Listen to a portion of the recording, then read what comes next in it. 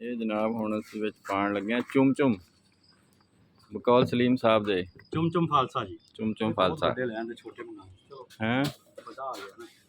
ਲੱਭਦੇ ਨਹੀਂ ਪਏ ਸੀ ਮੁੰਡਾ ਕਹਿੰਦਾ ਕਿਤੇ ਸਰ ਕਿਉਂ ਨਹੀਂ ਲੱਭਦੇ? ਕਹਿੰਦਾ ਨਹੀਂ ਲੱਭ ਰਹੇ ਸੀ। ਜਲੇਬੀ ਚੌਕ ਤੋਂ ਜਿੰਨਾ ਮਰਜ਼ੀ ਲਵੋ, ਜਲੇਬੀ ਚੌਕ ਤੋਂ ਜਿੰਨਾ ਮਰਜ਼ੀ ਲਵੋ ਸਰ।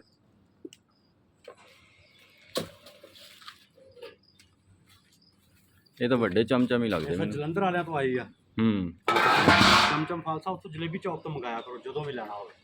ਇੱਕ ਸਾਈਜ਼ ਦਾ ਹੁੰਦਾ, ਇੱਕ ਸਾਈਜ਼ ਦਾ ਹੁੰਦਾ, ਛੋਟਾ ਦਾਣਾ ਬਣਾਉਂਦੇ ਆ, ਬਣਾਉਂਦੇ ਖਾਸ ਦੇ ਗਾਵਾਂ ਸਰ। ਹੁਣ ਤੁਹਾਡਾ ਮਤੰਜਨ ਬਸ ਜੀ ਇਹ ਹੁਣ ਤਿਆਰ ਹੋ ਗਿਆ। ਹਾਂਜੀ ਦੇਖੋ ਜੀ ਸਾਰੇ ਤਿਆਰ ਹੋ ਗਏ। ਲਓ ਜੀ ਆ ਮਤੰਜਨ ਸਾਹਿਬ ਤਿਆਰ ਹੋ ਗਿਆ ਤੇ ਇਹ ਹੁਣ ਸਿਰਫ ਜਿਹੜਾ ਦਮ ਸ਼ਮ ਵੀ ਇਹਦਾ ਮੁਕੰਮਲ ਹੋ ਗਿਆ। ਮੁਕੰਮਲ ਹੋ ਗਿਆ। ਹੁਣ ਇਹਨੂੰ ਅਸੀਂ ਕੱਢਣਾ। ਹਾਂਜੀ ਹਿਲਾਣਾ ਜੀ। ਹੁਣ ਇਹਨੂੰ ਅਸੀਂ ਜੀ ਹਿਲਾਣਾ ਤੇ ਫਿਰ ਅਸੀਂ ਇਹਨੂੰ ਬਰਤਨਾਂ 'ਚ ਕੱਢ ਦੇਣਾ। ਹਾਂਜੀ ਇਹ ਤਾਜ਼ਾ ਹੀ ਬਰਤਨਾਂ 'ਚ ਨਿਕਲ ਜਾਏਗਾ ਨਾ ਹੁਣ।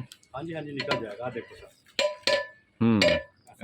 ਤਿਆਰ ਹੋ ਗਿਆ ਜੀ। ਬਿਲਕੁਲ ਫਿੱਟ ਹੋ ਗਿਆ। ਬਸ ਠੀਕ ਹੈ ਜੀ ਸਲੀਮ ਸਾਹਿਬ। ਹੁਣ ਇਹਨਾਂ ਨੂੰ ਤੁਸੀਂ ਨਾ ਕੱਢ ਦੇਣਾ ਸਾਨੂੰ ਉਹਦੇ ਵਿੱਚ ਬਰਤਨਾਂ 'ਚ। ਹੈ ਹਾਂ।